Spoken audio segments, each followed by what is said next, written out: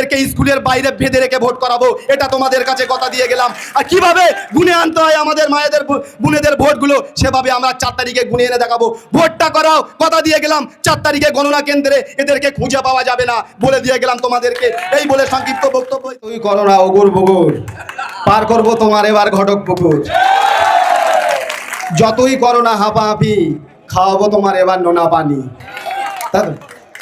হাঁপিয়ে গেলে পানি তো খাওয়াতে হবে, কিন্তু এতদিন 3 বছর ধরে যে মিষ্টি পানি খেয়েছে এটা আর পারবে না। 4 তারিখের পর থেকে তুমি যে নোনা পানিতে জন্ম, সেই পানিটাই তোমাকে খাওয়ানো হবে, ঠিক তো? তোমার নমিনেশন ফাইল যেদিনকে তোমার টিকিট ঘোষণা হয় সেদিন অনেক কান্নাকাটি করেছিলেন যে বাহারুল দাকে যদি ক্যানিংয়ে না দেওয়া হয়, আমি কখনো এখান থেকে ওয়াকওভার নিয়ে গিয়ে অন্তত ক্যানিংয়ে দাঁড়াবো, সেইখানে অন্তত আমার আশ্রয় হবে। আমরা টোটাল ভাঙড়বাসী আমাদের যে শহীদ হয়েছিল সবাই মিলে বসেছিলাম যে 3 বছর যে যন্ত্রণা আমাদেরকে দিচ্ছ, একে এই যন্ত্রণা থেকে আমাদের মুক্তি পাওয়ার এই একটাই সুযোগ হয়েছে, এখান থেকে ওকে হারিয়ে ভাঙড়ের মানুষকে সেই যন্ত্রণা থেকে মুক্তি দিতে হবে। পালিয়ে যাবে কোথায়? আমরা তো ঘিরে দিয়েছি, আছে না ওখানে? সে তো শুরু করেছে স্লো করে। নমিনেশনটা করতে দাও, তার স্পিরিট আরো 3 গুণ বাড়বে। মানুষ তো খালি 5 বছর ধরে অপেক্ষা করছিল যে মানুষটার রমজান মাসে যে ঘরটা ভেঙেছিলে তুমি, ইফতার করছিল, সেই থালায় লাথি মেরে তাকে ইফতার করতে দিওনি, সেই মানুষগুলো অপেক্ষা করছিল যে এরকম একটা নায়কের অপেক্ষা করছিল যে তাদের অধিকারের লড়াই লড়বে, কোনো প্রশাসনকে উপেক্ষা করবে না, কোনো অন্যায়কে বরদাস্ত করবে না, এরকম একটা মানুষকে অপেক্ষা করছিল।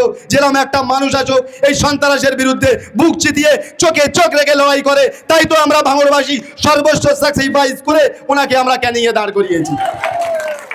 ভাবছেন কোথায়? মৌখালি গিয়ে অরণ্যর কূলে আশ্রয় নেবেন? ক্ষমতা নেই তোমার। ওই জায়গায় 1 কাপ চায়ের পানি ফোটানোরও ক্ষমতা থাকবে না তোমার।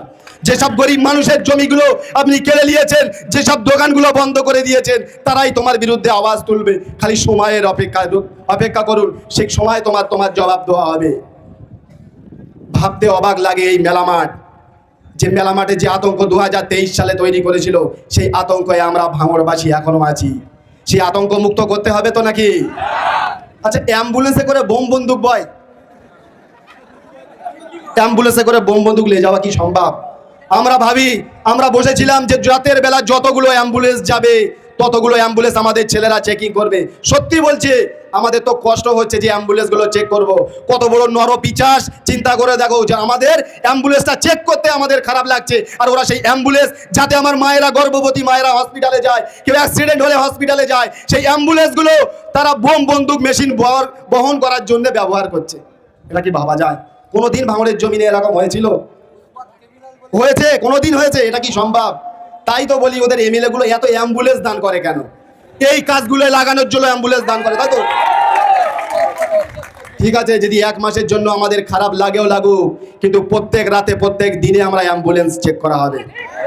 যদি একটা অ্যাম্বুলেন্স 2023 সালে 15 তারিখে কাঁঠালিয়ায় যেটা মহাসিন গাজী যে অ্যাম্বুলেন্সটাই করে মেশিন পার্ট বয়ে নিয়েছিল, সেই দিন যদি আমরা ধরতাম, সেই দিন যদি চেক করতাম, হয়তো এই দিনটা আমাদের আর দেখতে হতো না, ওরা অ্যাম্বুলেন্সে যাওয়া ছেড়ে দিত।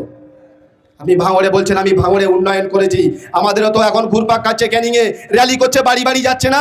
আমাদের যে নেতার বাড়িটা তালা মেরে রেখেছিল, তার বাড়ি জরির ছাউনি, জরি দিয়ে, সে ঘর পাওয়ার যোগ্য নয়। কিন্তু এখানে একটা বুথে এখন এক একজনের 2 তলা 3 তলা বাড়ি, তাও আপনি ঘর দিচ্ছেন। তাই বলবো 2021 সালে যে সাহসটা দেখিয়েছিলেন, সেই সাহসটা যদি আমরা আর একবার দেখাই, তাহলে 2বার 3বার তো হয়ে গিয়েছে। আশা করছি আমাদের এরকম ভাঙড়ের মতো প্রত্যেকটা বিধানসভায় মানুষ 2বার 3বার করে ঘর পাবে। পারবো কিনা? প্রত্যেকটা মানুষ পশ্চিমবাংলার প্রত্যেকটা বিধানসভা ভাঙড়ের দিকে চেয়ে আছে, যে ভাঙড়ের মায়েরা, ভাঙড়ের ভাইয়েরা, ভাঙড়ের ছেলেরা, ভাঙড়ের আমাদের বয়স্ক যে বাপের আছে, তারা একবার কি করে দেখায়। পারবো তো এই লড়াই আমরা লড়তে? পারবো তো আমরা এই লড়াই লড়তে? লড়বো কাদের সাথে? এটাই তো একটা তার প্রমাণ। এই তো যারা আমাদের সাথে, আমাদের ভাইরা ছিল, তারাই তো আমাদের সাথে। লড়াইটা হবে কাদের সাথে? ভাবছো ক্যানিং থেকে নিয়ে আসবো, মৌখালি থেকে নিয়ে আসবো, কোথাও থেকে মানুষ? এই ভাঙড়ের মেলামাঠ এমন একটা ভয়ানক খাতারনাক ভুলভুলাইয়ার রাস্তা, যে এই মেলামাঠে যে ভাঙড়ের জমি একবার এসছে, সে দ্বিতীয়বার স্বপ্নে ভাঙড়ের নাম নিতে ভয় করবে। পারবে তো? তো ভাঙড়ের 16 থেকে 17, 18 থেকে 20 বছরের যে যুবকরা, তাদের যে সংগ্রামী লড়াই, তারা যে বুক চিতিয়ে লড়াই করতে যায়, সেই ক্যানিং, মৌখালি, সন্দেশখালীর লোক দেখে গিয়েছে, তারা স্বপ্নেও কোনোদিন ভাঙড়ের নাম আর মুখে আনবে না। এবার দ্বিতীয় পর্যায়ে যাই। আপনি যে বলছেন খেতে ফলাতে পারবো না, খামারে ফলাবো, ইলেকশন কমিশনার যে গাইডলাইনগুলো দেখছি, যে গাইডলাইনগুলো তৈরি হয়েছে, ওই জন্য তো দেখো বুথে বুথে এখন প্রত্যেকদিন খাওয়া চালু করেছে। তা আমাদের না, হিন্দু বুথগুলো বেশি বেশি করে খাওয়া দিচ্ছে না, দেয় না? সেই সব বুথগুলো ক্যাপচার করার জন্যে শুনে রাখো, যতই দাও না তুমি খাওয়া দাওয়া, তোমার ওই ভুলভুলাইয়াতে আর মানুষ ভুলছে না। খাবে, সব কিছু খাবে, কিন্তু ভোটের দিন তোমাদের চেটায় পায়খানাই করে দেবে। ভোট তোমরা পাবে না, লিখে দিয়ে গেলাম। শুনে রেখে দাও, এটা ভাঙড়ের মানুষ। ভাঙড়ের মানুষ পশ্চিম বাংলায় লড়াই করতে শিখেছে। ভাঙড়ের মানুষ পশ্চিম বাংলাকে লড়াই করতে শিখেছে। কিভাবে অন্যায়ের বিরুদ্ধে লড়াই করতে হয় সেটা একমাত্র ভাঙড়ের মানুষই দেখিয়েছে, তাই তো? আজকের এর পরের দিন হয়তো বলবে যে জয়রুল ভাই একা জয়েন করিয়ে বলছে 100, 150, 200 মানুষ জয়েন করেছে। চলো সিঙ্গেল ওয়ার্ডে আমি বলছি জয়রুল ভাইকে একা জয়েন করেছে। 293 এর এগেনস্টে যদি আমাদের একা বিধায়ক ভারী পড়ে, তোদের হারামখোরের বিরুদ্ধে জয়রুল ভাই একাই ভারী পড়বে। 293 জন যখন একজনকে জব্দ করতে পারছে না, তো আমার ভাই একাই যথেষ্ট তোদের জন্য, তাই তো? আমরা পারবো না তোদের মতো ওরকম বলতে। যেটা বলি সেটা আমরা করে দেখাই। আমার নেতা যেটা বলে সেটা করে দেখায়। আমার নেতা যেখান থেকে এসেছে সেই জিনিসটা একবার চিন্তা করে দেখেন। ও কথায় কথায় বলে যদি দম থাকে জঙ্গিপাড়া থেকে একবার নিজের বিধানসভাতে দিতে আসো। তোকে আমি বলছি যদি দম থাকে তুই লাল চিহ্ন ক্যানিং থেকে একবার জিততে এসে দেখা। লাল চিহ্নে একবার ক্যানিং থেকে এসে দেখা। লাল চিহ্ন দাঁড়া, যে চিহ্নয় দাঁড়াবি এই ক্যানিং এর মানুষই এখন তোকে জ্যান্ত খবর দিয়ে দেবে, তাই তো? হয়তো এই তুই করে বসি। সত্যি বলছি, রেসপেক্ট তাদের দিতে ভালো লাগে যাদের সামান্য পরিমাণ সহানুভূতি থাকে। বলুক খারাপ মিডিয়া, সোশ্যাল মিডিয়া, কোনো পরোয়া করি না। কিন্তু যে অত্যাচার আমাদের করেছে এই 3 বছর ধরে, যতগুলো মানুষের কেস খাইয়েছে, এই মুখ থেকে আর ভালো কিছু বার হওয়ার আশা করো না আমাদের থেকে, তাই তো? কিন্তু খারাপ লাগে, আমরা যে নেতার মানি সেই নেতা আমাদেরকে এর পরে হয়তো ফোন করে আবার বকাবকি করবে। তো ভাইজান বলছি, আপনি আপনারটা দেখেন, আমরা আমাদেরটা বুঝে নেবো।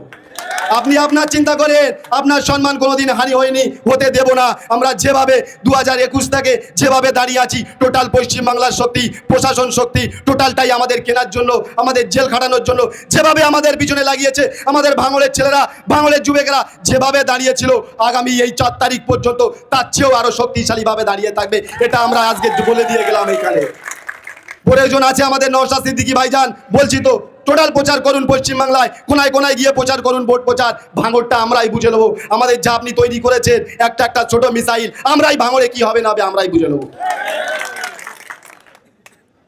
ভাবতে অবাক লাগে, আজকে একটা মিডিয়ায় দেখছিলাম, বলে বোম তো দূরের কথা, সুতলি কি জানিনি। বোম কি জিনিস সুতলি জানিনি, কিন্তু তোর মা না দিদি বলেছে না, মায়ের মতো দিদি, তোর দিদি তোকে, তার যদি ছেলে হোস তোর মাই তোকে বলেছে তুই বোম বাঁধিস, আমরা বলিনি। তাই তুই বোম না বাঁধলে, তোর মা যখন এসেছিল ক্যানিং এর জীবনতলার জমিনে, তুই তার সামনে বোম বেঁধেছিলিস, বোম মেরেছিলিস বলে সেই জন্য তোকে আখ্যা দিয়েছে তুই নটোরিয়াস ক্রিমিনাল, তুই তো বোম বাঁধিস। যদি আমরা বলি, ভাঙড়ের ছেলেরা বলে, ভাঙড়ের মায়েরা বলে, তোর গায়ের জ্বালা হবে কেন? তুমি সহানুভূতি নিতে গিয়ে বলো আমাকে নটোরিয়াস ক্রিমিনাল বলছে, তোমরা তো কিছু বলো না। আরে ভাড়া করা লোক কিছু বলতে পারে নাকি? তুই তো ভাড়া করে আনিস, মানুষকে ভয় দেখিয়ে আনিস।